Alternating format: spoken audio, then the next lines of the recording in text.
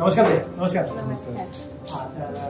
कुर्ल्यावरून आला आपण? मुंबईवरून आलो आम्ही. तुमच्या इंस्टाग्रामवर व्हिडिओ बघितले, डिझाईन्स वगैरे छान होते म्हणून आम्ही इथे आलो. श्रीदेवीमध्ये डिझाईन्स आम्हाला जे पाहिजे होते तसे डिझाईन्स भेटले. बाकी इतर ठिकाणी आम्ही विजिट केले पण डिझाईन्स तसे भेटले नाही.